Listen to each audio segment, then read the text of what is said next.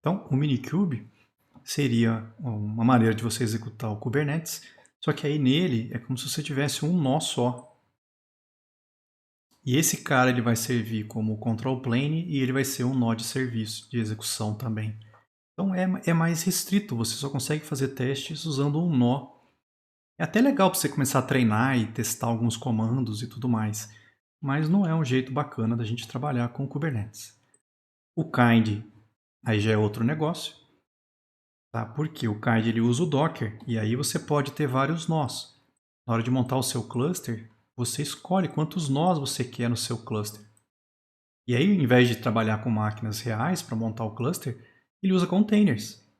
Vai ter um container para rodar de repente o control plane, vai ter container sendo o trabalhador, né, o worker node, e você pode ter vários containers fazendo isso funcionar. E o Kind se vira e faz esses containers serem gerenciados aí ou usados aí no caso pelo Kubernetes, tá? Então é uma maneira bem melhor do que usar o Minikube. Um outro legal que a gente podia testar depois é o K3D. Existe uma ferramenta que é o K3S. O K3S é uma distribuição do Kubernetes. Tá? Tentaram fazer com que ela fosse mais leve para você trabalhar com IoT e Edge Computing. Mas é o Kubernetes, cara. É uma instalação de Kubernetes que você poderia rodar aí dentro de um cluster de verdade. Tá? Só que aí você teria que ter um cluster de verdade para você testar isso aqui. O K3D, eles pegaram o K3S e botaram o Docker na jogada, mais ou menos no estilo do que o Kind faz. Então você consegue ter clusters usando o Docker e controlar ele do mesmo jeito aí usando o K3D. É outra alternativa que a gente poderia estar usando. O meu material está feito em cima do Kind. Se der tempo esse semestre, eu ainda posso testar alguma coisa usando o K3D. Mas para a gente não vai fazer diferença nessa prática de agora. Tá? Não são as únicas maneiras de rodar. Se você procurar aí na internet, vocês vão achar muito mais alternativas para você executar o Kubernetes. Como o Kind ele vai usar o Docker, você tem que ter o Docker instalado na tua máquina. E aí, se você não instalou ainda, a gente já viu a prática de instalação do Docker. Tá? A linguagem Go, aí no caso, ela não é obrigatória. Tá? Por quê? A gente está usando esse Go, na verdade, deixa eu só achar aqui. O Kind, se você quiser, você pode usar o Go para baixar ele. Então, se você tiver a linguagem Go instalada na tua máquina, ela consegue instalar o Kind para você. Mas você não é obrigatório ter isso. Você pode rodar ele sem usar a linguagem Go. Tá? A gente vai testar. Acho que vocês podem testar ele sem instalar a linguagem Go. Eu vou instalar aqui na minha máquina porque, na verdade, vocês vão ter que instalar também se vocês quiserem seguir ao pé da letra essa prática. O material que eu fiz aqui está em cima de um vídeo. Esse doido aqui. Se não me engano, o nome dele é Wesley Williams. Acho que é isso. Deixa eu falar errado, besteira do nome do cara. Errar o nome do cara no vídeo fica sacanagem, né? Mas acho que é isso. Ele tem uma empresa de treinamento de cursos, tá? E o curso que ele mais conhecido dele, que eu saiba, é esse Full Cycle. É um dos cursos que eu quero fazer um dia, assim que eu tiver um tempo para conseguir fazer, tá? E ele tem esse vídeo de 1 hora e 59 minutos em que ele mostra várias coisas funcionando com o Kubernetes. Eu peguei o conteúdo desse vídeo e botei num formato de prática, acrescentei algumas mudanças, algumas coisas, mas eu estou seguindo o exemplo dele. E o exemplo dele é feito em cima da linguagem Go. Ele vai criar um servidor usando a linguagem Go. Na verdade, ele só devolve uma frase, mas a gente consegue chamar esse serviço da linguagem Go e usar isso dentro da nossa aplicação. Tá? Então, a gente precisa sim da linguagem para rodar aquele exemplo. Se você quiser testar outro exemplo, aí talvez não precise fazer essa instalação. Como é que a gente instala a linguagem? Vamos lá. Eu vou criar um diretório Kubernetes aqui.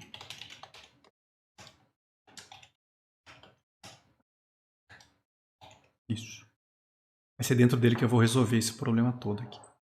Eu vou começar baixando a linguagem. Vou entrar no navegador. Vamos lá. Eu vou baixar um arquivo zip compactado aqui do Go, a versão no caso para Linux. vocês abrirem outro sistema, provavelmente vai abrir uma aba diferente aqui. Se você tiver uma versão antiga da linguagem instalada, remove ela primeiro. Eu acho que eu não tenho a linguagem instalada aqui, no caso, de qualquer forma, mandei remover. E aí vou descompactar o arquivo que a gente baixou.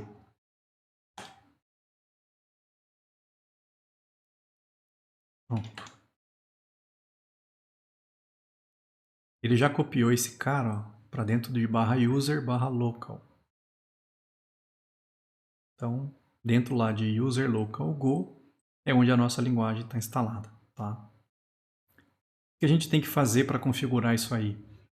Se você procurar a linguagem Go agora, ele não vai achar ainda. Por quê? Se não me engano, não está no path da nossa máquina. Eu tenho que colocar. Se você estiver usando o Linux Mint padrão, você pode editar o arquivo .bashrc e adicionar o local onde está a linguagem dentro do path da tua máquina. Tá? No meu caso, eu mudei o meu shell, eu não estou usando o bash. Eu estou usando o zshell, na verdade. Então, é um arquivo diferente em que eu vou mexer aqui, tá? Mas o de vocês podem fazer nesse arquivo que vai dar certo. No meu caso, eu vou editar o arquivo zshrc. E nesse arquivo, vamos ver se eu não vou fazer nenhuma besteira, eu vou colocar aqui, antes de rodar a última parte, ó, eu vou acrescentar o path. Vamos ver se vai dar certo. Salvei o arquivo. Se você fechar e abrir o terminal, e aí procurar qual é a versão, ele vai começar a achar a linguagem Go e agora a gente pode usar ela para fazer os nossos programas. A instalação é basicamente baixar, descompactar e botar no caminho da sua máquina. Tá? O kubectl, eu falei para vocês lá no material, que é a ferramenta de linha de comando do Kubernetes. Ela permite que você execute comandos em clusters do Kubernetes. Você pode usar ele para implantar aplicações, inspecionar e gerenciar recursos de cluster e ver os logs. Tá? Aí na hora de instalar, você pode fazer isso de duas formas. Você pode fazer manualmente, que é o que eu vou fazer aqui. Ou então, se você estiver de repente usando o Google Cloud SDK, se você estiver usando as ferramentas de nuvem do Google.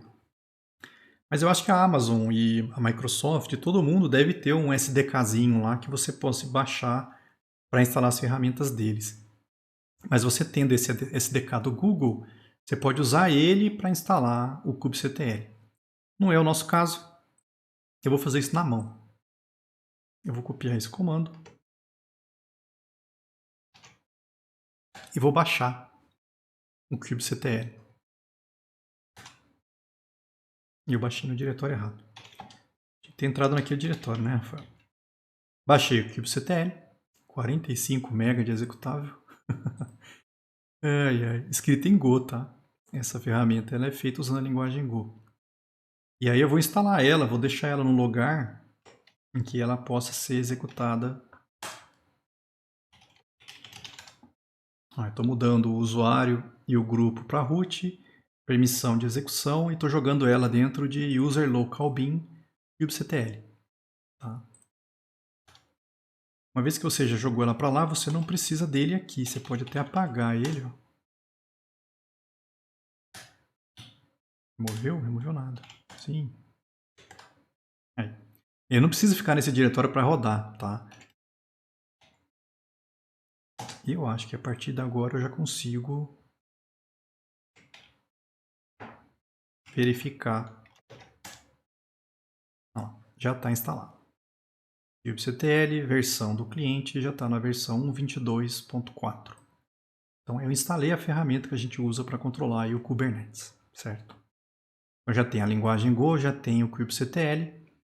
Se você quiser completar ir lá no terminal e fazer o autocompletar funcionar, você pode rodar isso que está no 3.4 aqui, se você estiver usando o bash, tá? O que a gente faz, na verdade, é isso daqui, ó.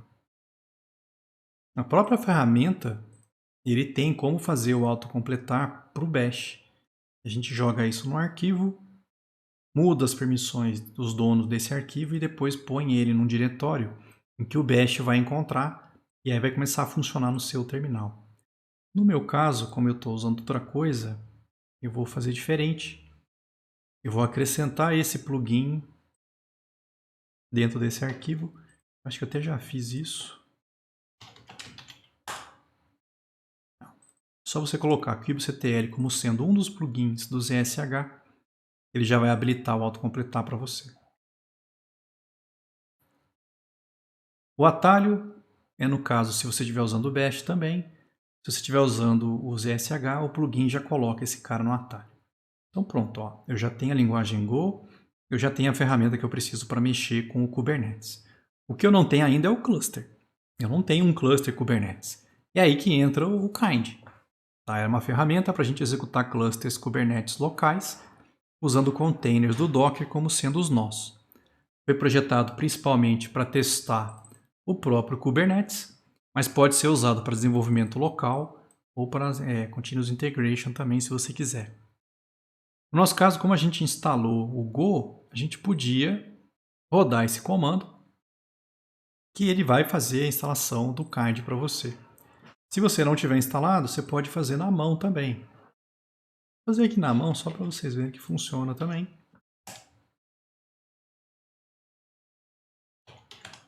Eu baixei o Kind, que é a ferramenta, e aí eu vou mover ela para não ficar nesse diretório, eu vou botar ela num outro caminho aqui, que nem eu fiz com o kubectl. Eu joguei ele para dentro de user local bin. E aí eu não preciso desse que está aqui mais. Pronto. Mesmo esse Go aqui, você pode remover ele, tá? Não precisa ficar com nada salvo aqui dentro. Pronto. A gente já tem o Go, já tem o kubectl e já tem o Kind. Aí vamos começar a fazer o nosso cluster, certo? Essa parte do Kubernetes a gente configura usando arquivos YAML, naquele mesmo padrão que a gente viu lá do Docker Compose, tá? Então, eu não vou nem criar esse K8s porque eu já criei esse Kubernetes, eu vou usar ele, tá? Eu vou criar esse arquivo, ó, é o kindconfig.yaml. O que eu vou colocar nesse arquivo? A configuração do cluster que eu quero. Então eu vou copiar isso que está aqui, ó. Vamos lá. Qual é o tipo desse arquivo? Olha, é uma configuração de cluster.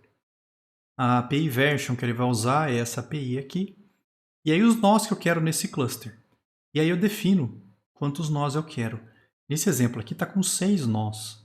Nesse caso vai ter 3 nós funcionando como control plane. Lembra que embora tenha 3, apenas um vai ser o ativo, os outros 2 vão ser réplicas. Aí é no caso, por exemplo, imagine que esse é o control plane que está valendo. Se ele cair, como já tem 2 réplicas, esses dois, um dos dois já começa a assumir o papel do outro que tinha caído. Tá? E 3 nós aqui vão ser os nós de trabalho, os workers. São esses caras que realmente vão criar lá os pods e vão executar as nossas aplicações nos containers. Tá? Nesse exemplo que eu vou fazer, eu não vou colocar 3 control plane, não. Eu vou colocar só um. Então eu vou ter 4 nós. Um vai ser o meu control plane e 3 deles vão ser os trabalhadores aí. Eu vou fechar esse arquivo.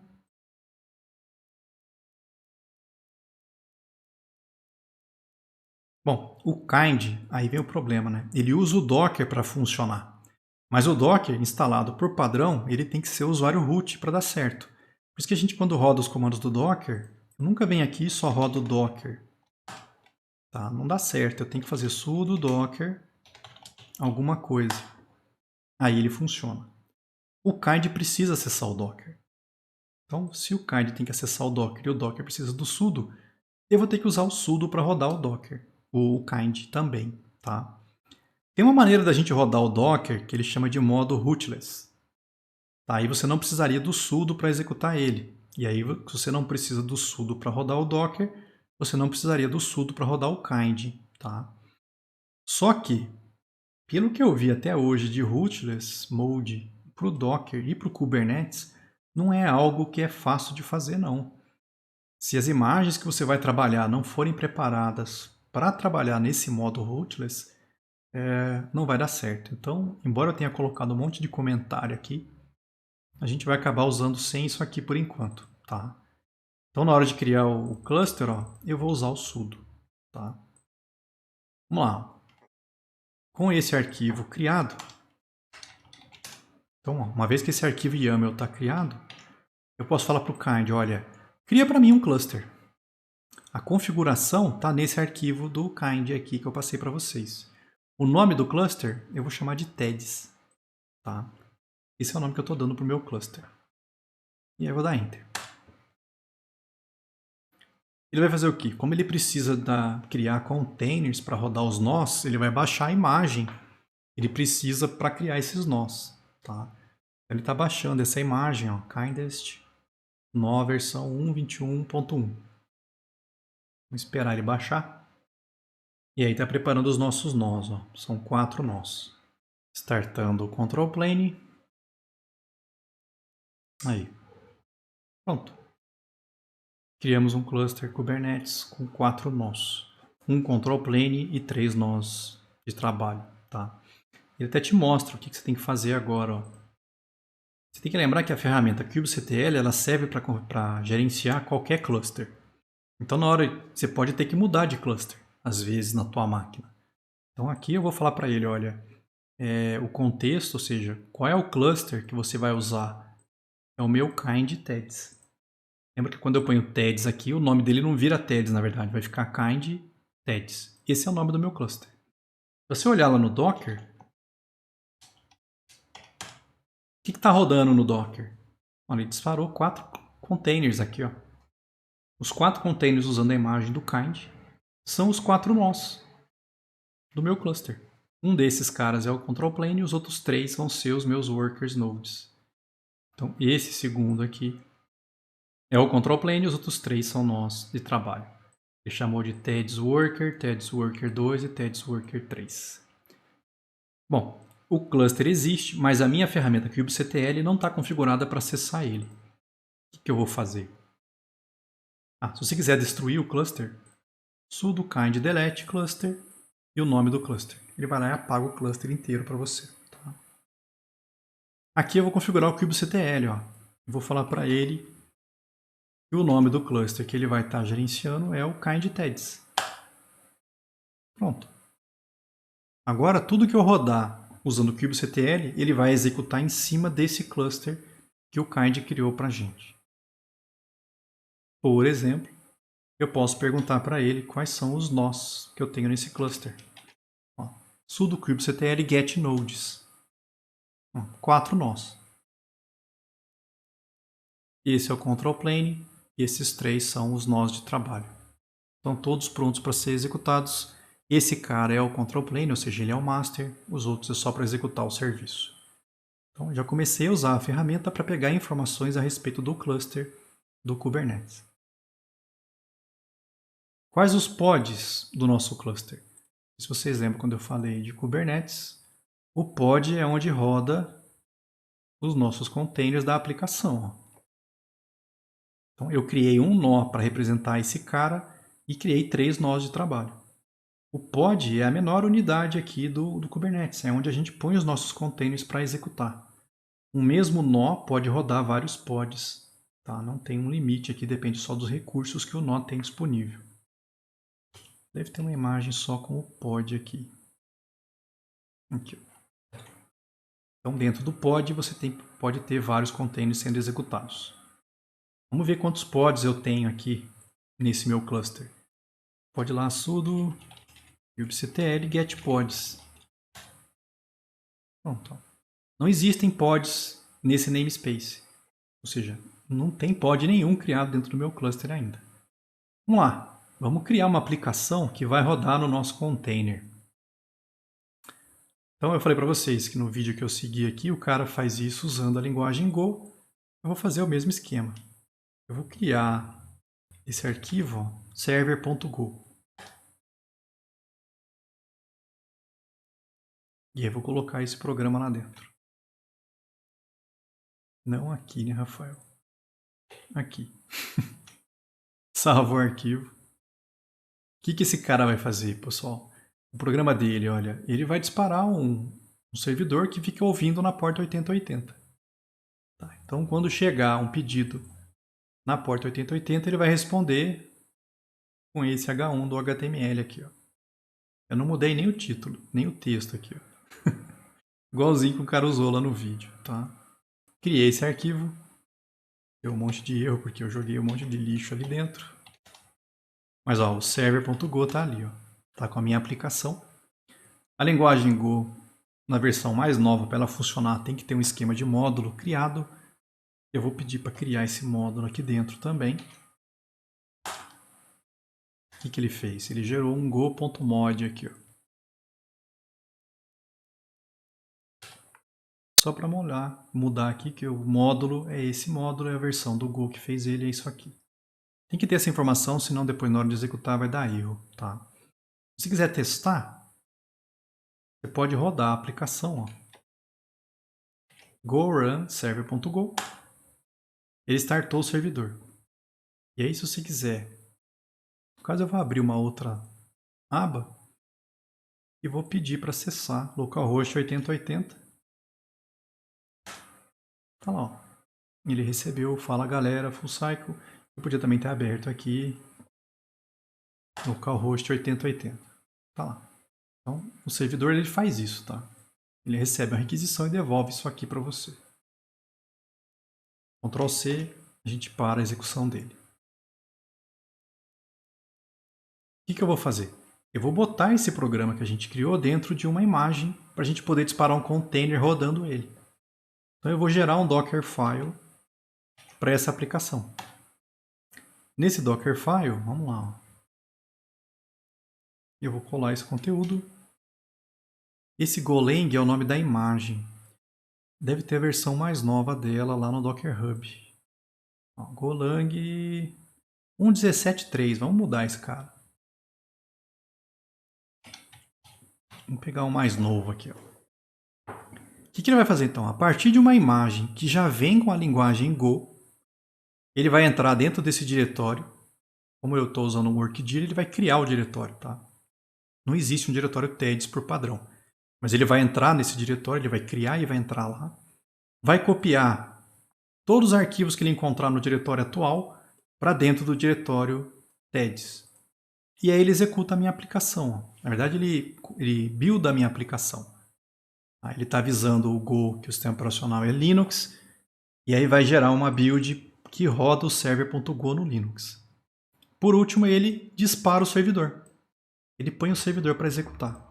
Então essa imagem pega o nosso programa, joga para esse diretório, compila e executa.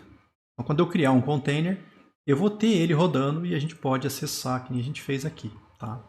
Essa é a ideia desse Dockerfile. Vamos salvar ele. Deixa eu atualizar aqui também. Vamos criar a imagem da nossa aplicação. Aqui, no exemplo que ele fez, ele vai criar essa imagem e depois ele vai mandar ela lá para o Docker Hub. Para você poder mandar ela para o Docker Hub, o nome da imagem tem que começar com o seu usuário do Docker Hub. Senão não funciona. Tá? Eu vou fazer isso aqui no meu caso. Se você não quisesse usar o Docker Hub, podia ter usado o GitLab. Que a gente fez lá na prática de Jenkins.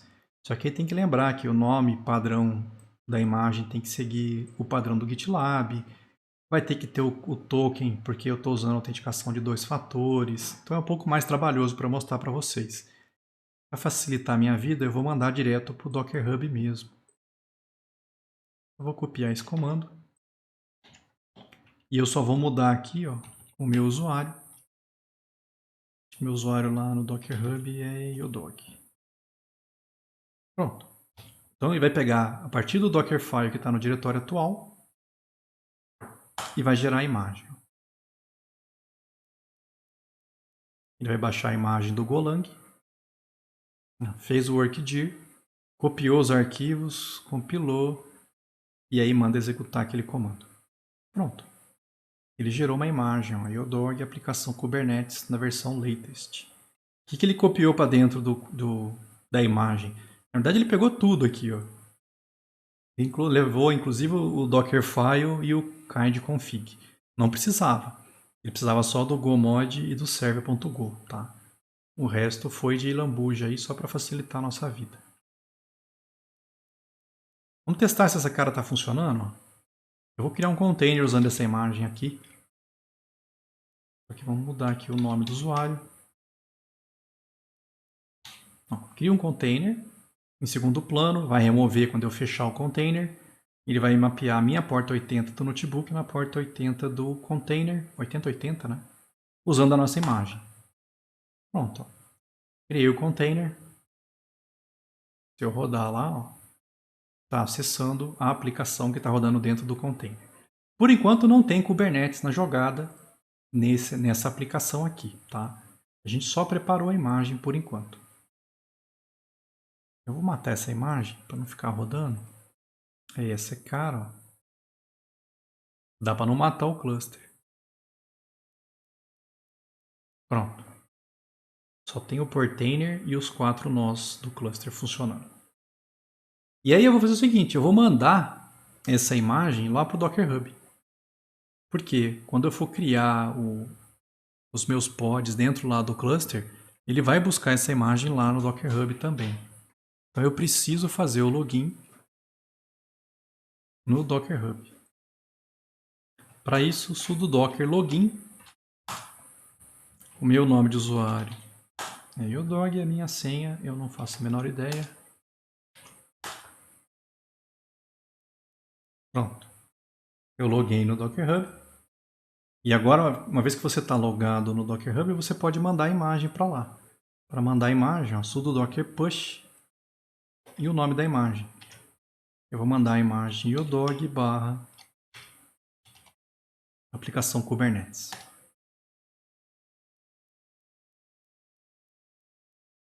Eu testei hoje à tarde, então ele vai falar que ó, as camadas já existem, tá vendo? Já está lá no Docker Hub porque eu tinha testado anteriormente. Pronto.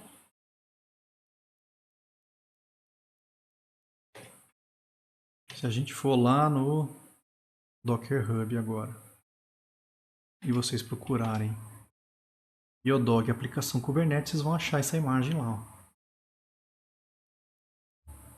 E aí vocês podem usar ela se vocês quiserem depois para testar. Então, a imagem já está lá no Docker Hub. Vamos continuar.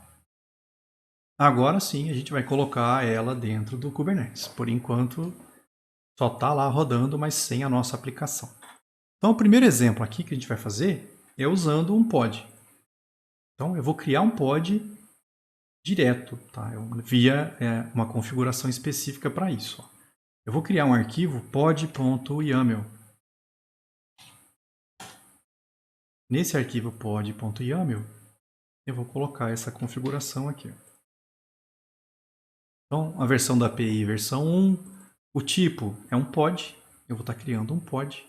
Você pode dar um nome para esse pod, aqui eu chamei de app-pod, ficou bom esse nome. E aí vem a especificação do pod. Containers, você pode fazer vários containers aqui. Nesse caso eu vou criar um container. O nome dele eu vou chamar de app-container. Qual a imagem eu quero que ele use para criar esse container? Eu quero que você pegue o Yodog aplicação Kubernetes Latest. Então ele vai buscar essa imagem lá no Docker Hub e vai usar ela para startar um pod no nosso cluster. Eu vou salvar esse arquivo. E aí eu vou rodar o pod. Como é que eu faço isso? Eu mando o kubectl aplicar a configuração que está dentro de um arquivo, -f de file, nesse arquivo pod.yaml.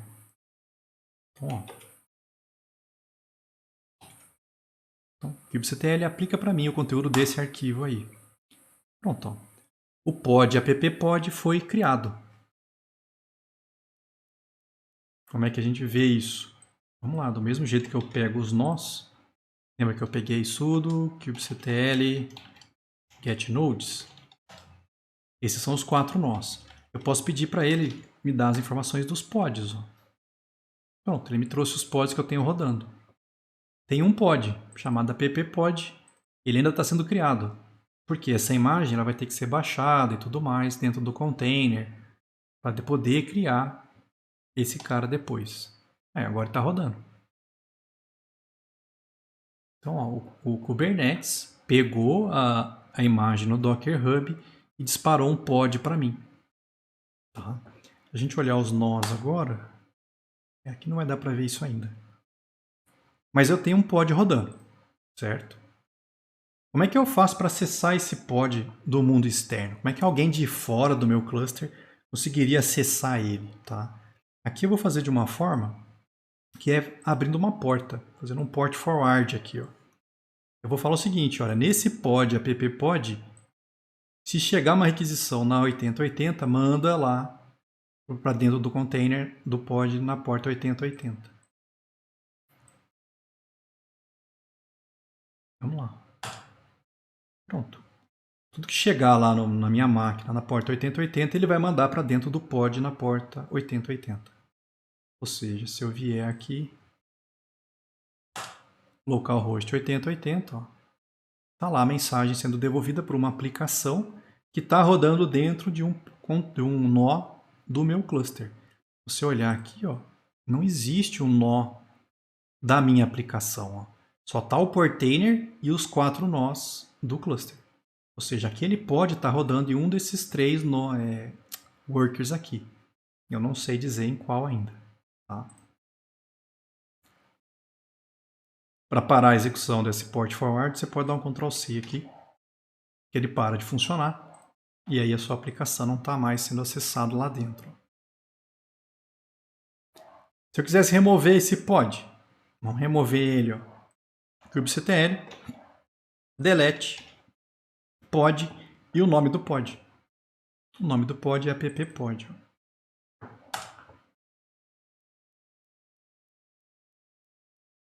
Ele vai lá e vai matar esse pod dentro do meu cluster. Pronto. Não tem mais rodando esse cara lá dentro. Só que você ficar trabalhando com pod dá trabalho demais, cara. Vai ter que startar pod por pod dentro do seu cluster. Ninguém merece. Tem uma coisa um pouco melhor para fazer isso. Que é usando um réplica set. O réplica set é como se fosse uma camada acima do pod. É um nível de abstração acima. Te permite configurar mais coisas do que só um pod. Tá? Eu vou criar de novo ó, um arquivo .yaml. Eu vou chamar ele de replicaset.yaml. E aí vamos colocar a configuração que eu quero desse réplica set lá. Ó. A versão da API, o tipo que eu estou especificando aqui é um réplica set. Metadados desse réplica set, o nome dele é app réplica set. Eu vou dar um label para ele. Eu vou chamar de app minha app. Vou estar dando esse label para esse réplica set. Tá? O que mais? Aí vem a especificação do réplica set. Tá? Quando for selecionar alguma coisa, eu quero que ele use esse label aqui também.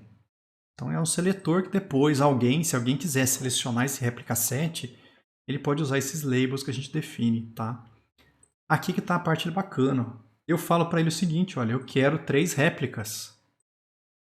Como se eu estivesse falando para ele, me cria aí 3 pods, cara. Com que informações? Aí vem o template, ó. Eu vou chamar de minha app, com qual especificação? Olha, eu quero esses containers. O nome do meu container e a imagem que eu quero que ele use. Então, o réplica set é principalmente para a gente poder fazer isso aqui, ó. Eu quero 3 cópias desse container, eu quero 5 cópias, eu quero 500 cópias. Se vira e cria isso aí no cluster para mim. Usando essa informação dessa imagem aqui. Cria um container para rodar dentro desses pods aqui para mim. Salvo o arquivo. E aí vamos aplicar, do mesmo jeito que a gente fez no outro. Vai dar sudo, kubectl. Aqui no caso é apply, -f. O que tiver no arquivo replicaset.yaml. Pronto. Ele criou um réplica set. Dá para pegar informações dos réplica sets, do mesmo jeito que a gente pegou os nós, get nodes, a gente viu pegar os pods com o get pods. Agora eu também posso fazer a mesma coisa para pegar os réplica sets. Existe um réplica set. Ó. Desejado, eu quero 3 réplicas. Atualmente tem 3. Pronto, ele criou meu réplica set. Se você olhar quantos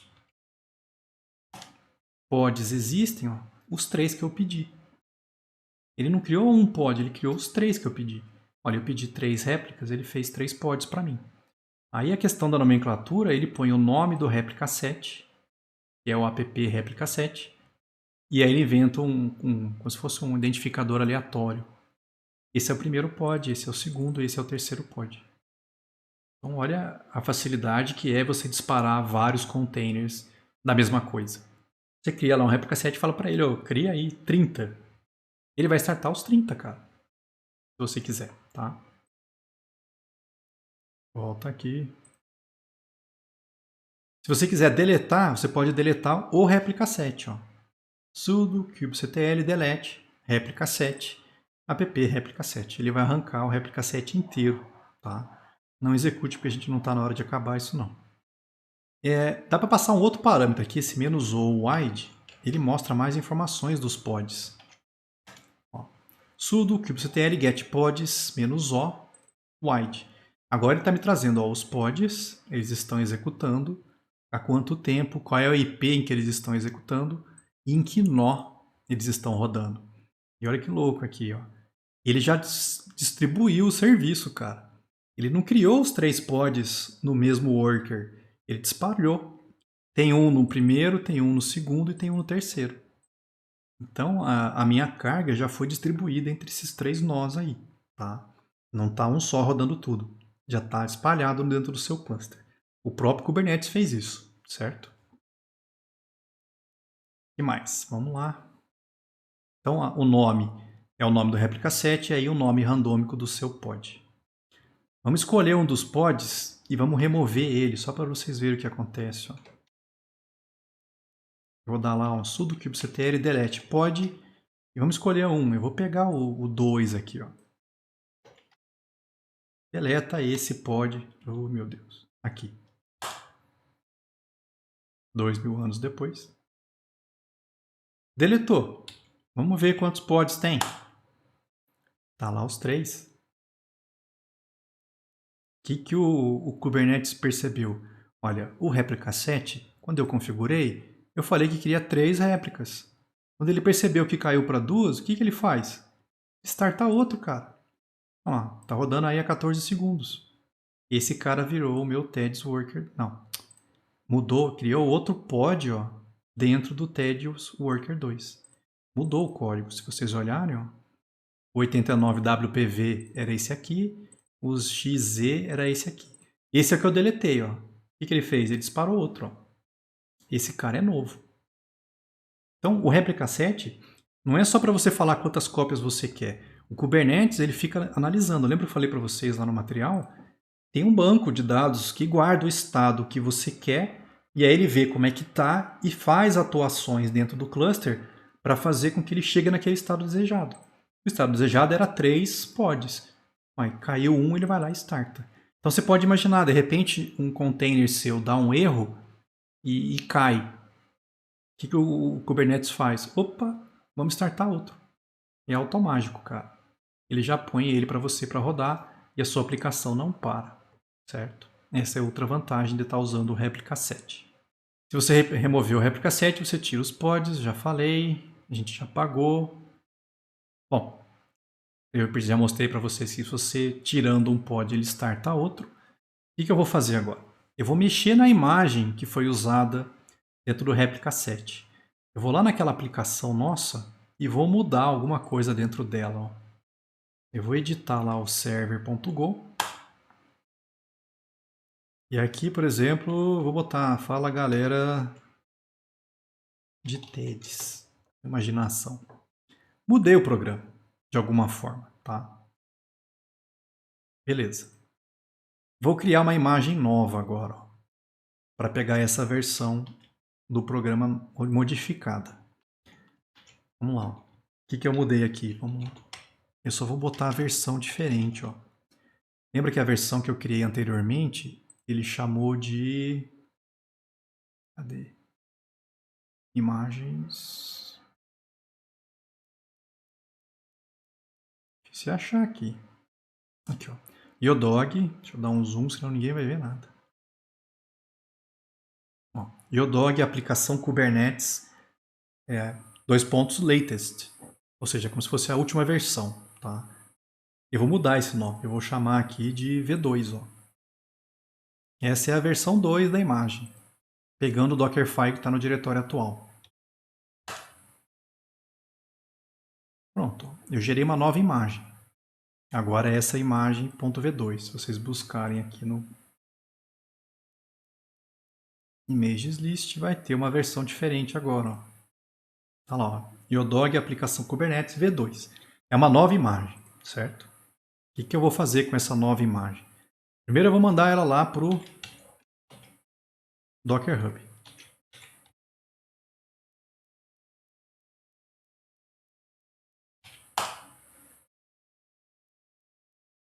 É rápido porque o que mudou, na verdade, dessa imagem para a anterior? Só o programa. Então, só algumas camadas tiveram que ser enviadas novamente. O resto já estava lá no Docker Hub. Então, o processo é bem rápido depois que você já tem boa parte da imagem lá dentro. Tá? Pronto, agora eu tenho uma nova imagem no Docker Hub. Eu vou lá no meu Replica 7 e vou mudar ele para ele começar a usar essa nova versão da minha imagem. Então, eu vou editar o arquivo do Replica 7. E aqui onde ele falava para usar a versão mais nova, eu vou falar, não, ó, usa V2. Pronto. Mudei o arquivo. Vamos aplicar. Por enquanto, o cluster não está sabendo dessa mudança. Então, kubectl apply -f replica 7 para pegar essa mudança. Configurado. Mudou. Vamos ver se mudou alguma coisa. Acho que nada. Ó.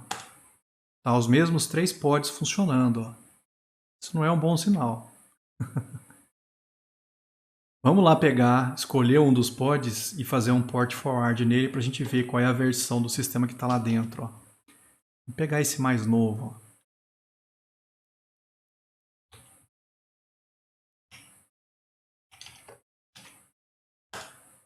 Pronto. Porta 8080, se eu vier agora, tá lá a versão anterior. Ó. Não tá... Fala galera de TEDs. Ele não está usando a V2 ainda. Por que ele não está usando a V2? O Replica 7 ele não usa a imagem mais nova porque os pods já existiam. Ele não precisou criar um novo pod. Lembra que o Replica 7 fala, olha, tem que ter 3 réplicas para mim. Aí o pod está rodando, ele não precisa criar outro. Para ele continua funcionando, cara. Tem 3 pods ainda. Agora, e se eu deletar um dos pods? Vamos lá. Vou pegar esse aqui de novo ó, e vou deletar ele. Ó. Delete pod, esse pod aqui. Ó.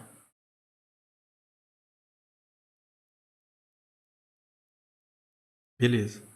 Vamos ver os pods que a gente tem agora. O que ele criou? Eu apaguei o 89LKT. Ele criou esse cara aqui. Ó. Esse é o novo. Ó. Foi criado há 8 segundos. Se eu pegar e fizer um port forward aqui agora nesse pod, vamos ver o que vai acontecer. Ctrl Shift C. Ó. E aí eu for lá e olhar, aí ele mudou. Então o que o Replica 7 está fazendo aqui? Se o pod já existe, ele não cria outro. Não é porque você mudou o arquivo de configuração que ele vai sair fazendo os pods novamente. Tá? Agora, se você deleta um, lembra que ele tem que manter as 3 réplicas? Aí ele teve que criar um novo. Aí quando ele foi criar um novo, aí ele obedeceu a configuração atual. A configuração atual mandou pegar a versão 2. Por isso que lá saiu a versão nova da minha aplicação. Tá? O Replica 7 ele não se preocupa se a imagem mudou. Ele se preocupa apenas se a quantidade desejada de pods existe. Então, embora seja um nível acima da configuração do pod, ele se preocupa só com a quantidade, não com a imagem. Se você precisa se preocupar com a imagem, você tem que subir um nível acima do Replica 7. Aí a gente entra na configuração dos deployments. O deployment é como se fosse uma camada acima do réplica set. E ele vai ter umas preocupações além do que o réplica set tem. Então vamos parar a aplicação aqui. Eu vou criar um outro arquivo de configuração. Vai ser o deployment.yaml. E aí a gente vai colocar essa configuração lá dentro. Vamos lá. A versão da API, o tipo agora não é pod, não é réplica set, agora é deployment. O nome dele eu vou chamar de app deployment. E eu vou dar um label para ele de minha app, se eu quiser depois buscar ou usar isso em outro lugar. Seletor, tudo que tiver minha app. 3 réplicas. Então, ó, eu estou subindo um nível e estou falando, eu preciso de 3 réplicas. Com qual a especificação? Daquele container, daquela imagem. Vamos botar V2 aqui para pegar a versão mais nova. O container que você criar vai estar respondendo na porta 8080. E aqui você pode especificar os recursos que essa aplicação vai estar rodando dentro do cluster. Então, por exemplo, em termos de requisições, quanto de CPU e de memória eu quero que ele possa usar? Quais são os limites que esses containers podem usar, esses pods, no caso, podem rodar de CPU e de memória, tá? Aí, essas configurações aqui seguem a configuração definida lá pelo Kubernetes. Lá em CPU, a gente pode colocar um valor de 1 a 1000, tá? Como se fosse millicore. Então, se você colocar 1000, é como se fosse uma CPU virtual dentro do seu cluster. Então, de 1 a 1000 você pode definir. Ele também aceita você colocar M. Esse M é como se fosse millicore. Tá? E se você colocar, por exemplo, 0.1, é como se fosse em porcentagem. Então, é a mesma coisa que colocar 10%. Então, nessa configuração, requisições 10%, no máximo o container pode usar 20% da CPU aonde está rodando essa aplicação. Esses valores, pessoal, está tudo chutado aqui. Eu já botei valor baixo justamente porque mais para frente a gente vai ver. Se a gente começar a pedir muito dessa aplicação, vai faltar recurso. E aí ele vai startar novas réplicas mais para frente para a gente. Então por isso que eu botei valores baixos. Memória, ele mede em megabyte. O valor é esquisito pra caramba, velho. A gente está acostumado a falar kilobyte, megabyte e tudo mais. Mas o correto não é isso. O correto seria falar o que aqui? Boa pergunta. Megabyte, gigabyte, terabyte. Porque ele que é o valor 2 a décima, 2 a vigésima, 2 a trigésima. Quando você fala mega, ele, na verdade ele é 10 a sexta. Não é a mesma coisa. Tá? Mas aqui eu estou botando 10 megabytes e 15 megabytes. É como se fosse megabyte, beleza? Vamos rodar o deployment, vamos lá. Eu vou botar esse deployment no ar. Primeiro eu vou matar o réplica set. Deixa eu fechar isso aqui. Vamos matar aquele réplica set, ó. kubectl. Epa. Deleta para mim aí o réplica set. Boa pergunta, não lembro o nome dele.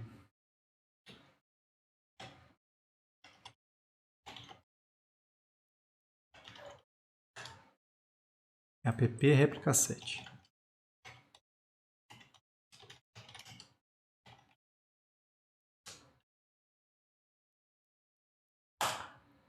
Pronto. Se você olhar agora, ele matou os 3 pods, ó.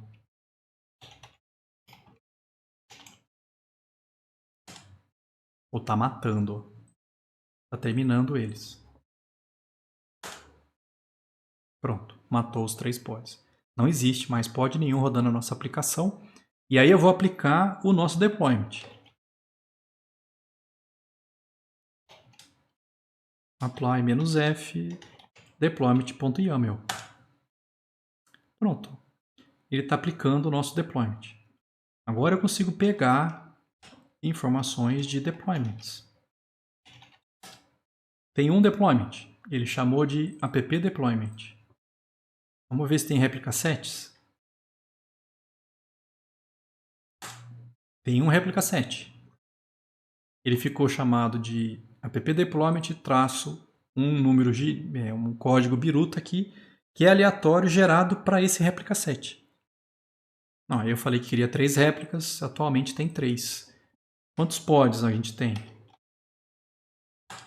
3 pods novamente, ó. Ou não. Deu erro na hora de baixar a imagem. Ah, eu não mudei o nome. Quer ver?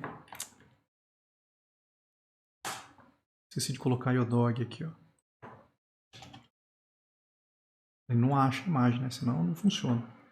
Aplica de novo. Vamos ver se agora vai.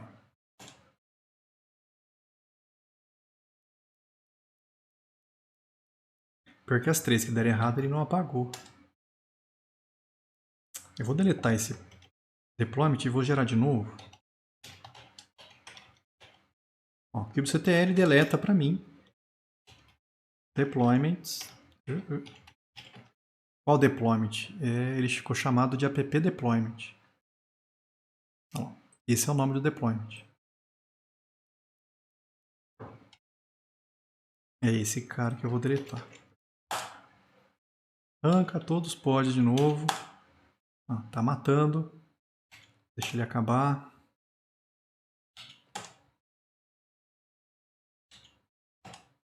Pronto. E aí cria de novo. Aplica lá o deployment. Ó. Criou pra gente aí os 3 pods rodando a minha aplicação. Qual é a vantagem do deployment em relação ao réplica set? O deployment se preocupa com a versão, cara. Então, o nome dos pods ficou o nome do deployment, aí veio o nome do réplica set, que ficou aleatório, e aí o nome randômico do pod. Vamos mudar o deployment, ó, e vamos aplicar. Eu vou mudar a versão lá. Eu vou abrir o arquivo de novo. Lembra que estava rodando a V2? Eu vou mudar para latest. Então, é a mesma mudança que a gente tentou fazer lá com a réplica set, só que agora eu vou fazer isso dentro do deployment. Eu vou mudar a imagem. E aí eu vou pedir para aplicar. Então, sudo kubectl apply-f o deployment. Vamos olhar os pods. Olha o que ele fez. Ele criou 3 pods novos e começou a matar os outros.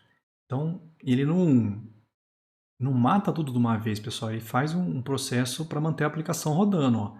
Ele matou os pods antigos, criou um novo réplica set e aí criou os novos pods.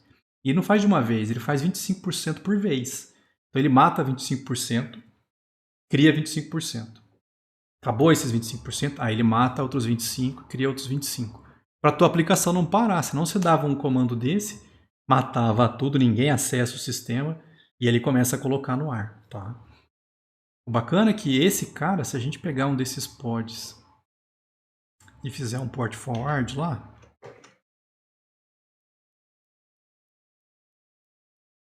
vamos escolher um desses pods aqui. Tem que ser um dos novos. Ó. Eu vou pegar esse aqui.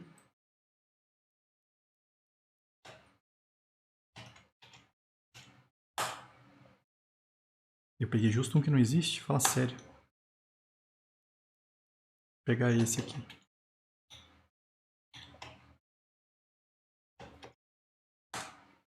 E aí a gente for olhar, voltou na versão correta. Ó. Então, ele tem uma preocupação acima do que o réplica set tem. Se você muda a imagem, opa, eu preciso voltar e mudar os meus pods. Então ele mata 25%, põe outros 25% no ar e assim por diante até tá todo mundo criado do jeito que você pediu. E ele não matou... quer ver? Ele não matou o réplica set antigo. Se você vier aqui e perguntar quais são os réplica sets, ó, tá os dois. Tá esse novo e tá o antigo. Só que no antigo não tem nada rodando, não tem pod nenhum executando. Tá? Mas ele existe. Por quê? Acontece às vezes, você põe a aplicação no ar, algum cliente falou, tá com erro. O que você faz? Você tem que voltar atrás. Se tiver que voltar atrás, o que vai acontecer? Vamos lá de novo, mexe no deployment. Ah não, essa versão está ruim, volta para aquela que estava dando certo. E aí aplica. O que ele faz? Ele começa a usar o outro réplica set. Ó. Aquele que estava vazio, ele começa a usar novamente. E o que estava funcionando agora, ele começa a matar. Agora deve estar com 0. Ó. Ó lá. Ele parou de usar o antigo, esse que estava anteriormente, e começou a usar o antigo, que a versão funcionava. Tá? Pronto. Então você consegue implantar sem parar a tua aplicação. Se precisar voltar atrás, ele volta atrás e você continua rodando o teu sistema. O que mais a gente pode fazer para brincar aqui? O Load Balancer. Embora a gente tenha 3 pods rodando aqui, esses 3 estão jogados aí dentro dos 3 nós, mas ninguém está conseguindo acessar essas aplicações.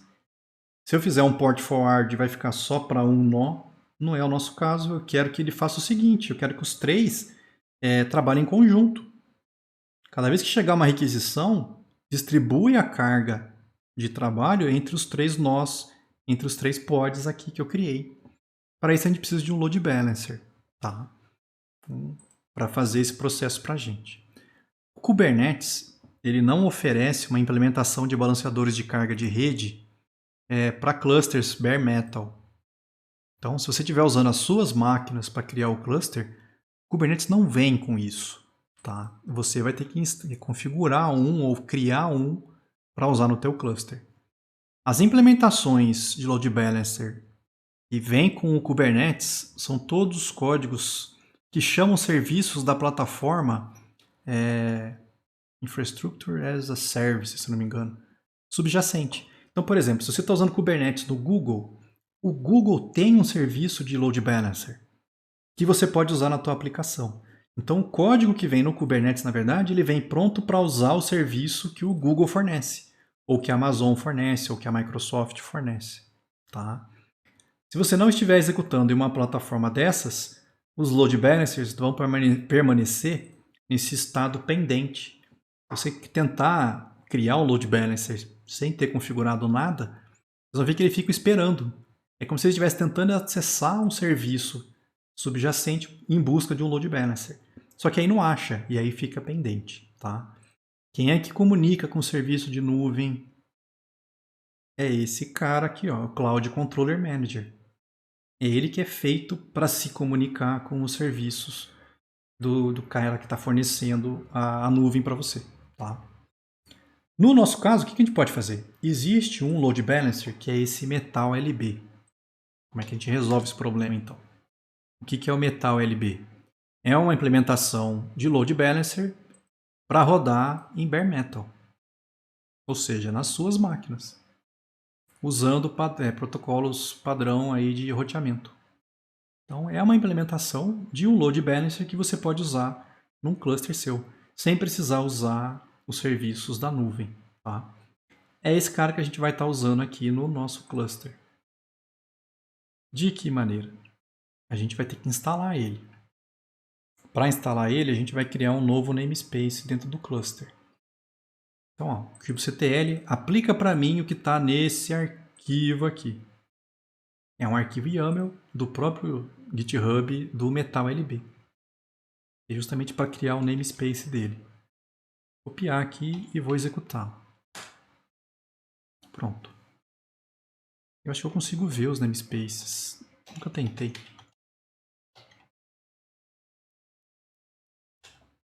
Ó.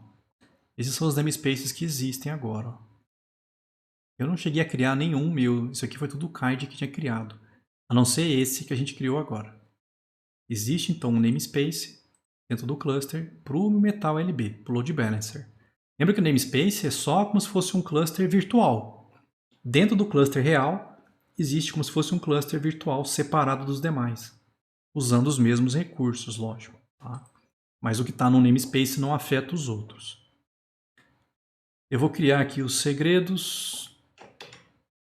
Isso é a parte de segurança desse Load Balancer, tá? Isso eu peguei do site deles, pessoal. Vamos criar O manifesto. Aqui que eu estou criando, na verdade. O load balancer. Quantidade de coisa que ele startou, velho, para funcionar. Se a gente quiser ver, dá para ver os pods dele sendo criados, ó. Disparou esse monte de coisa aqui, ó. Esperar que alguns deles não startaram ainda. O que ele faz, como é que ele funciona, é outro problema. Tá? Como que ele faz as coisas, eu não sei. Eu sei que ele funciona como um load balancer. Pronto, tá todo mundo rodando. Então ele disparou esses pods todos aqui. Observe que quando eu peguei os pods agora, ó, eu botei "-n metal lb system", "-n de namespace. Eu estou procurando os pods desse namespace. E aí ele me trouxe esses. Se eu não falar nada, ele pega do namespace padrão, que é o que a gente está usando. É onde estão os meus 3 pods da minha aplicação. Vamos configurar o pool de endereços que vai ser usado pelo Metal LB. A gente tem que fornecer para ele uma faixa de endereços IP para ele controlar. Essa faixa de endereços tem que estar dentro da sua rede Docker do Kind. Tá? Para isso a gente roda esse comando aqui.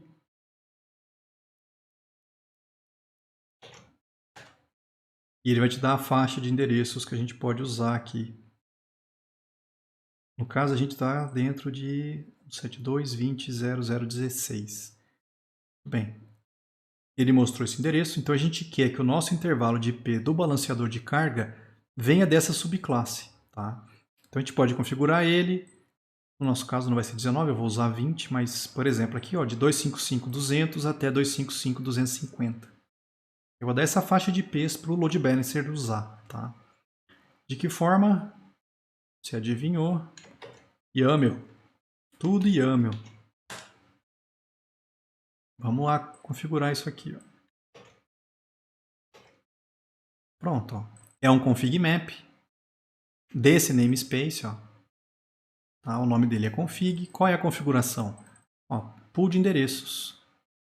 Eu estou falando que eu quero que ele pegue de 172.20 até 172.20. E eu botei 20 porque ele me mostrou isso no comando anterior. Ó. Ele está nessa faixa a partir daqui, certo? Salva esse arquivo.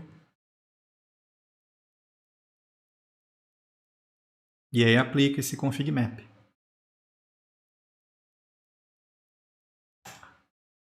Pronto. Ele está aplicando essa configuração no load balancer que ele criou. Vamos testar se esse load balancer está funcionando? Eu vou criar aqui um teste, ó. Só para o load balancer, não é da minha aplicação por enquanto. O que eu vou fazer? Ó, o mesmo arquivo YAML, eu vou disparar 3 coisas diferentes. Ó. Esquisito demais isso aqui, cara. Lembra que eu falei quando eu falei de YAML? Você coloca 3 pontinhos, é como se falasse para o YAML, olha, aqui acabou uma configuração, aqui começa a outra. Ah, aqui acabou essa, agora começa uma outra. Então, eu podia ter feito 3 arquivos diferentes. Aqui ele fez um arquivo só. A primeira coisa que ele vai disparar é um pod. Esse pod vai disparar uma imagem, ó, que é esse HTTP echo. O que esse HTTP echo vai responder? Sempre que você acessa ele, ele vai devolver o que você definir aqui como texto. Ó. Ele vai falar full, pode devolver essa string, quando você chamar esse pod aqui. Tem um segundo pod. Esse era o full app, esse aqui é o bar app. Mesma imagem, ó, é o echo, só que agora ele responde bar. Então são 2 pods, só que respondem coisas diferentes, quando você chama eles ou acessa eles. O último é o serviço. É aqui que entra o load balancer. Ó, é um serviço, ele tem esse nome. Qual é o tipo dele? Load balancer. Tá? Quem que entra dentro desse load balancer? Todo mundo que tem esse label aqui, ó, que é justamente o que ele definiu, ó, HTTP echo e HTTP echo. Então, na hora de fazer o load balancer, eu não preciso falar para ele exatamente quais os pods que eu quero que participe disso. Com esse selector, ele sabe os pods. Olha, todo mundo que tiver esse label, ele sabe que tem que entrar nessa jogada. Automaticamente, esses 2 pods vão fazer parte do load balancer. Tá? Então, é um serviço que vai me responder na porta 5678. A ideia é que quando eu acessar esse serviço na porta 5678, o load balancer vai distribuir isso entre esses dois pods. Uma hora ele vai passar para esse, outra hora ele vai passar para esse. Tá? Vai fazer uma distribuição de carga para a gente. Eu vou salvar o arquivo. Vamos aplicar ele, para ele criar esse monte de coisa aí. Pronto. Ó. Ele criou os dois pods e o serviço. Se a gente olhar os pods, tá lá o full e o bar, ó. Eles estão rodando. Se você olhar os serviços, existe aqui o full service, que é o nosso load balancer. Olha o IP do load balancer, ó. 172.20.255.200. Quando eu chamo esse cara, o load balancer distribui entre os dois. Para testar, o que ele fez? Ó? Eu vou pegar primeiro o IP do load balancer. Ó, eu estou indo no serviço full service, indo dentro desse cara aqui e pegando para ele o endereço IP dele. E jogando dentro dessa variável de ambiente aqui, ó, LB IP. Se você der um eco nessa variável LB IP, é justamente o endereço IP dele aqui, ó.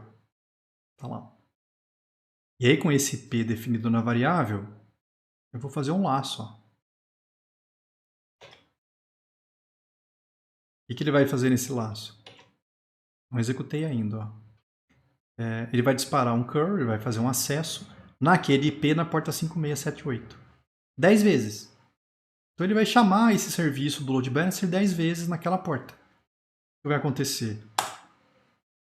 Olha lá. Ó. O que o load balancer fez? Distribuiu. Uma hora ele chamou o bar, na outra ele chamou o full, bar full, aqui ele chamou o bar 3 vezes, 4 vezes, né? Aí o full de novo. Ou seja, ele está distribuindo a carga. Quando os usuários começam a chamar a aplicação, ele não passa tudo para o mesmo pod, ele já distribui isso entre os pods do teu cluster. Como os nossos pods estão distribuídos em 3 nós, os 3 nós estão respondendo isso, cada um respondendo uma parte. Vou rodar de novo, e agora o bar quase respondeu tudo. Aqui distribuiu um pouco mais. Pronto. Esse load balancer está funcionando. Tá? A gente vai usar ele na nossa aplicação. Primeiro vamos tirar esses pods e o serviço que a gente criou aqui. Então, vamos lá, vamos matar esses caras. Vamos lá pegar o nome do serviço.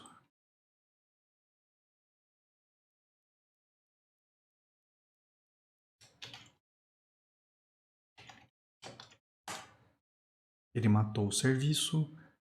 Vamos ver os pods.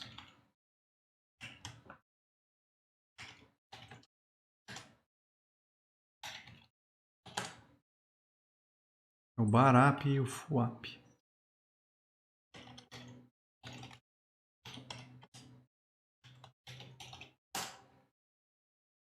Demora para matar um pod, cara.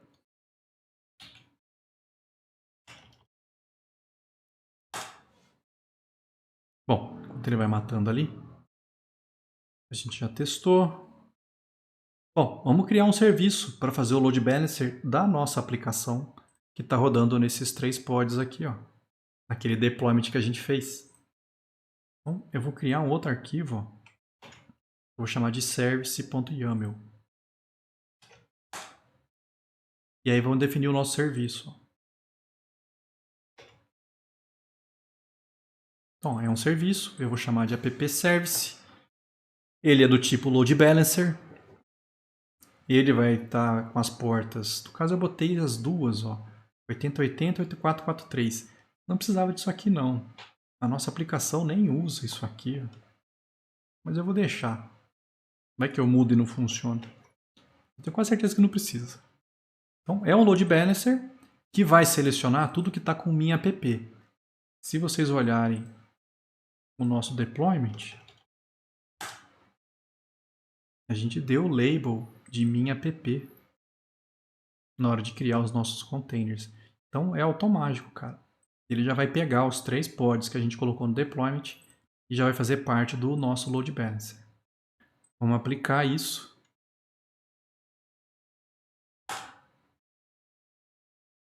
Pronto. Agora existe um serviço preguiça de digitar. O nosso app service é um load balancer, está funcionando nesse IP aqui. Se eu tentar acessar esse IP na porta 8080, está lá a nossa aplicação funcionando. E ele não está mandando só para um. Cada vez que eu chamo aqui, ó, o que aquele load balancer está fazendo? Está distribuindo a carga entre os 3 pods. Isso em 3 nós diferentes dentro do meu cluster. Então não é um cara só que está me respondendo isso, certo? Vamos remover o deployment antigo antes. Vou botar aqui. Remova o deployment criado. Por que eu vou remover? Porque a gente vai fazer umas mudanças aqui agora, tá? Vamos lá, sudo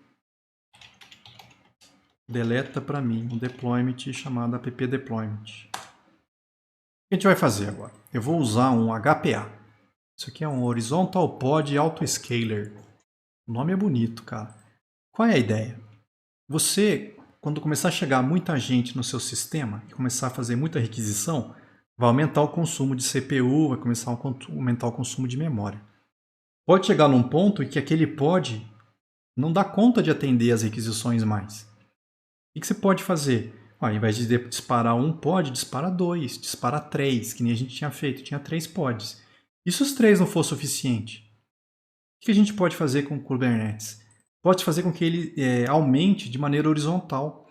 Ele aumenta para a gente a quantidade de pods. Então, quando o uso ou o acesso aumentar, ele aumenta a quantidade de pods. E aí, quando o acesso diminuir, ele diminui a quantidade de pods para a gente. Isso de maneira automática, cara. Você configura ele e fala, olha, quando esse pod começar a atingir aí os 75%, começa a aumentar aí, começa a criar outros pods. E funciona, cara. A gente vai testar isso aqui agora, vocês vão ver funcionando isso. Ó. Eu já removi o deployment antigo. Vamos criar um arquivo de configuração desse HPA. Pronto, YAML.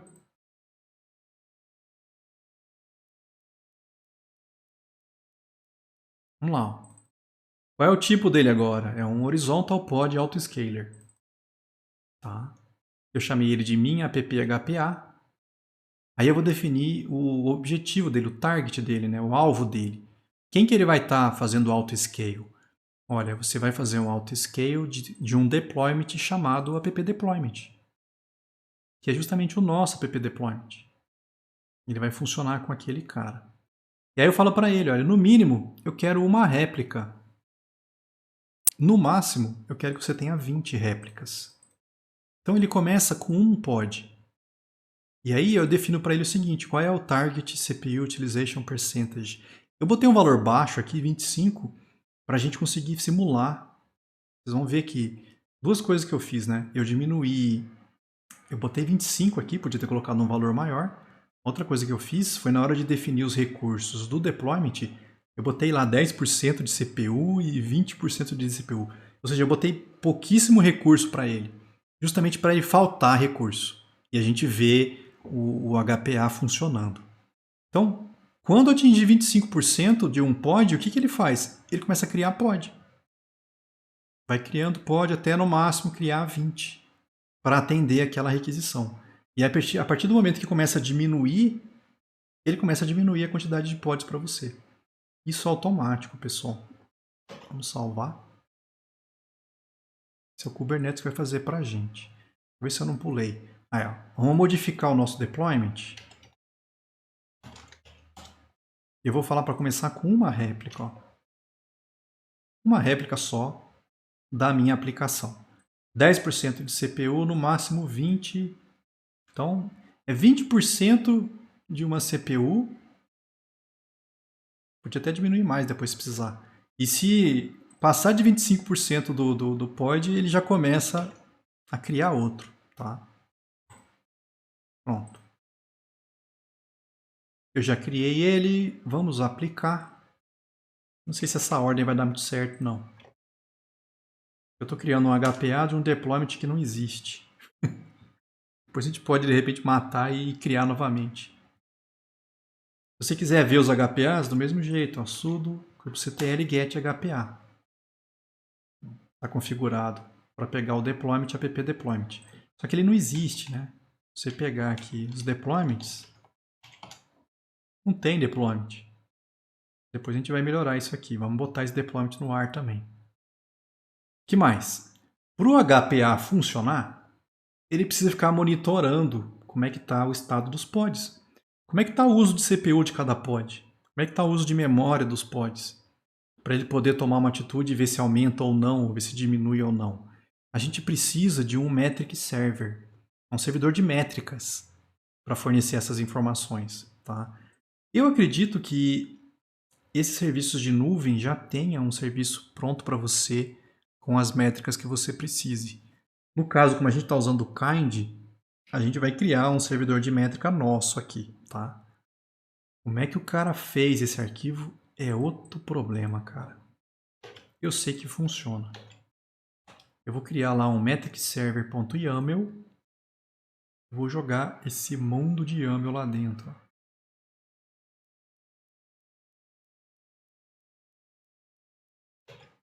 Olha o tamanho do arquivo, cara. Ele cria várias coisas, ó. Ele cria uma conta de serviço. Ele cria um papel de cluster. Na verdade, são 2 papéis de cluster. E aí ele fica olhando ó, recursos como pods, nós, get, list, watch. Ele fica analisando essas informações. Tem a ligação de papéis. Tem serviço do metric server. Tem um deployment do nosso metric server com as configurações que ele montou aí. Ó. O importante é o seguinte, o que esse cara te dá no final? Métricas do seu servidor, do seu cluster. Tá? Como é que está o uso de CPU dos seus pods, como é que está o uso de memória, como é que está o uso dos nós. Ele fornece essas informações. Essas informações o HPA precisa delas. Vamos aplicar o metric server. Criou lá um monte de coisa novamente. Vamos ver como é que está os serviços de API do Kubernetes. Tá lá, ó. Ele criou ó, um serviço de métricas e ele está disponível. Agora existe então um serviço que fornece métricas. O nosso HPA ele tem de onde tirar as informações que ele precisa para aumentar ou não os nossos pods. O HPA a gente já tinha visto. Por enquanto está desconhecido. Ó. Ele não sabe quanto é que está rodando, porque nem existe o deployment. Vamos criar o deployment. Eu vou fazer o seguinte, ó, para a gente ver isso funcionar. Eu vou criar uma nova aba. Nessa aba eu vou ficar observando o HPA. Tá? E eu vou criar mais uma, onde eu vou ficar observando os pods.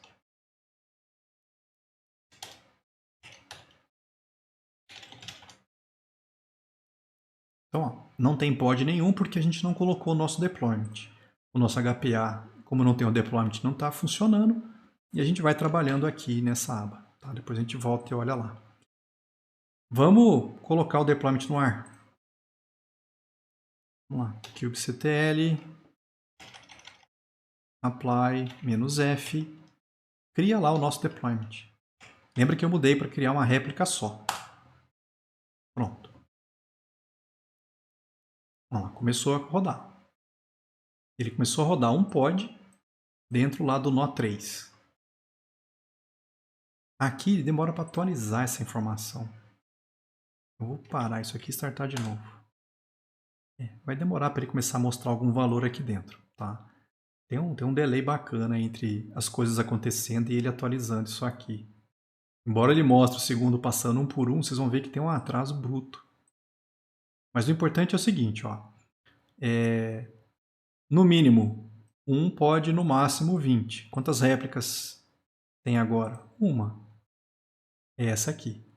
O que eu vou fazer? Eu vou começar a disparar o nosso servidor, o nosso load balancer lá.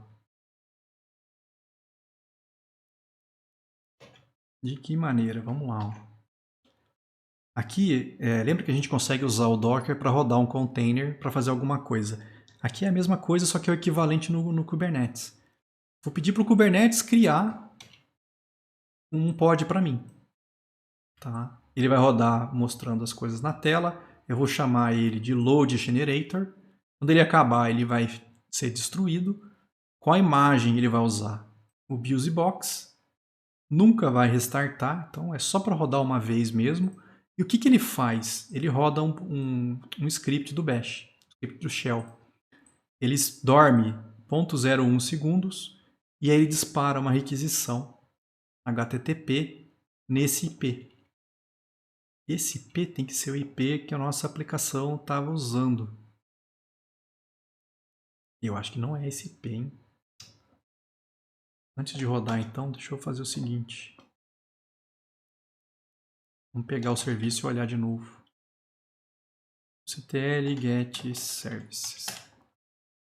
É 20. Cuidado aqui na hora de usar esse comando que eu falei. Então aqui eu vou mudar para 20.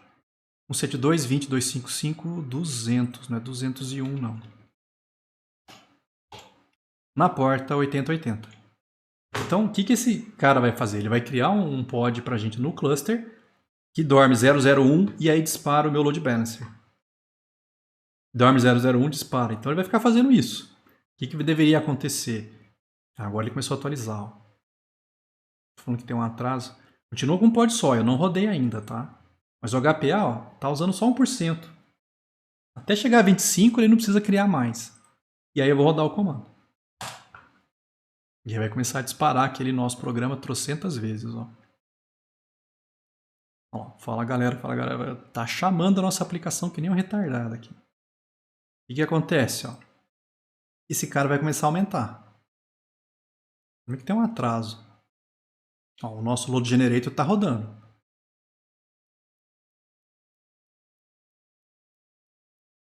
Vamos esperando aqui. Em algum momento ele vai perceber que mudou, cara. Eu tô achando que o atraso é na hora de só mostrar, tá? Ele tá rodando ainda. Ou eu botei um valor pequeno. Pode ser isso também. Não, aumentou. 56%. Passou dos 25%. Olha os pods aumentando. Ó. Tá criando pods novos. Ó. 9 segundos. Você já criou mais 2.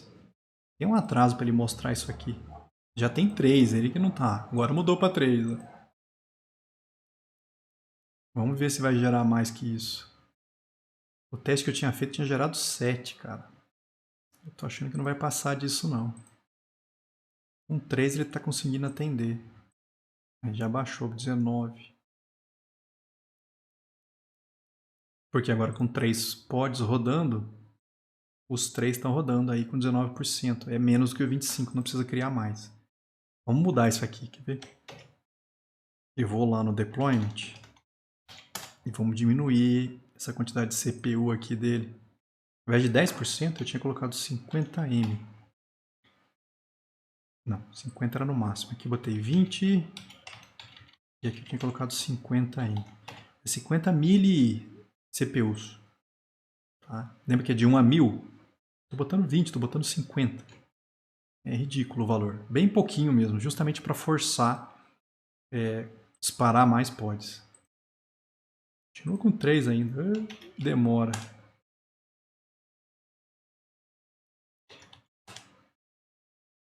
Em algum instante ele vai diminuir isso aqui, gente. Eu não sei quanto tempo ele demora para fazer esse processo, se dá para configurar isso, eu nunca parei para olhar. Eu sei que vai cair em algum instante. Mas enquanto isso, vamos lá disparar de novo o nosso deployment, vamos aplicar ele no cluster. Apply-F deployment, pronto.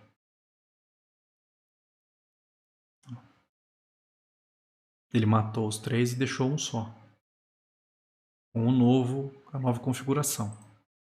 Agora ele atualizou. Bom, e aí vamos lá e fazer a mesma coisa. Eu vou rodar de novo. Vamos forçar a aplicação.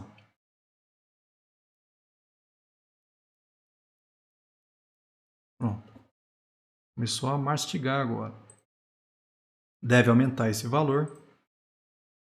E ao invés de um pod, vai aumentar essa quantidade. Vamos ver quantos vai chegar. Na máquina virtual rodou 7. Mas era uma VM, né?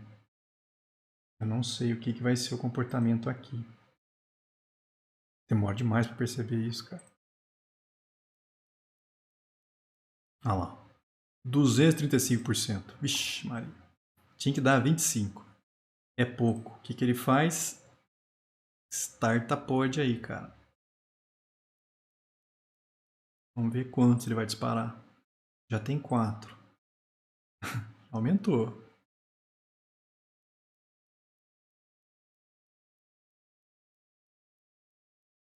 Tem 8 criados já. Lembra que eu falei no mínimo 1, no máximo 20. Já tem 8. Então, você tem que imaginar a quantidade de usuários chegando na tua aplicação.